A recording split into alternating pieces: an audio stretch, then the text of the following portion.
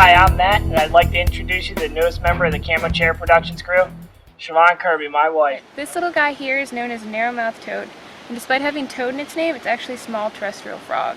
This is because they're mostly land-dwelling instead of living in large bodies of waters like most other frogs. They can be found in wetland areas, mostly undercover.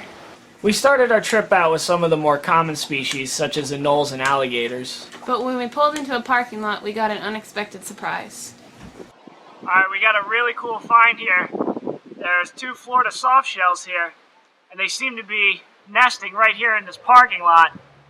Seems like a bad choice to me, but I guess wherever you can find a good spot to lay your eggs. Alright, we just came across a 3-striped mud turtle. This is a semi-aquatic turtle. They burrow themselves deep in the mud, and they have a little hook on the edge of their tail so that if they're in fast-moving streams, they can just hook on the bottom of the stream and just stick right where they are.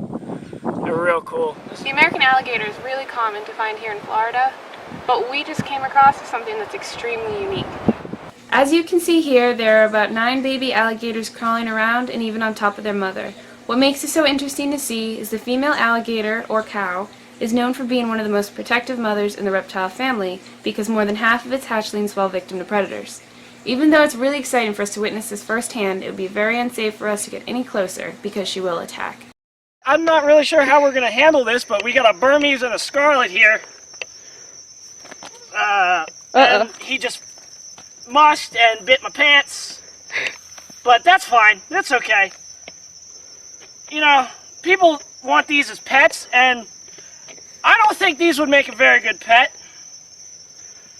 And his musk smells terrible. So we're gonna try and wrangle this bad boy. Get some pictures. We just came across this Brooks king snake, and these are really cool.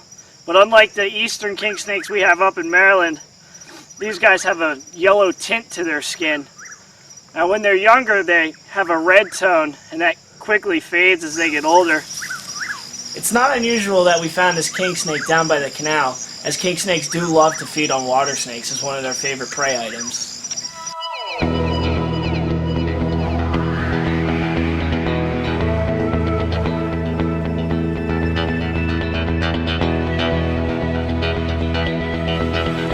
Well, I hope you enjoyed the Everglades portion of this video, but you may notice behind me that this is an entirely different habitat.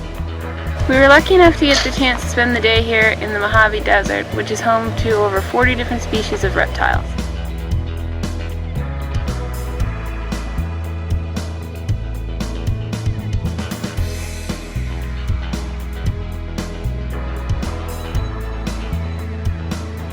Alright, it's now nightfall out here in the desert, and we just came across a shovelnose. These guys are real cool. They're highly fossorial. They don't get much bigger than this. And I've never seen one before, and I'm really excited about this guy. This is really exciting for me because what I have in my hands here is a night snake. And why it's so exciting is this is one of the species that I've always wanted to see if I was ever to come to the desert. They're really cool snakes because they have vertical pupils, which make them look like they have cat eyes, which is usually a feature of a venomous snake. However, this snake contradicts that belief. They rarely strike or bite, but even if they did, their bite is completely harmless and only a small irritation may occur. Alright, I have a gecko here, a western banded gecko to be more specific. These guys are fully nocturnal. You'll only see them out at night. These guys are real colorful. I can see why people really like geckos and want them as a pet. Alright, what I have here is a rosy boa.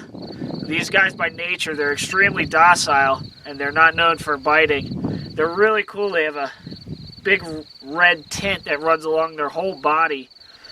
Now out here in the plains where we are, they're a little uncommon, but they'll use things like rodent burrows and under small rocks and stuff, as opposed to their normal habitat, which is rocky outcroppings. And these guys are real cool. One of our final finds of the night was a glossy snake, which is quite common here in the desert. Well, unfortunately our honeymoon's coming to an end, but we'll be back home in Maryland soon enough. So for more videos and facts, be sure to follow us on CamoChairProductions.com, Facebook, and even Instagram.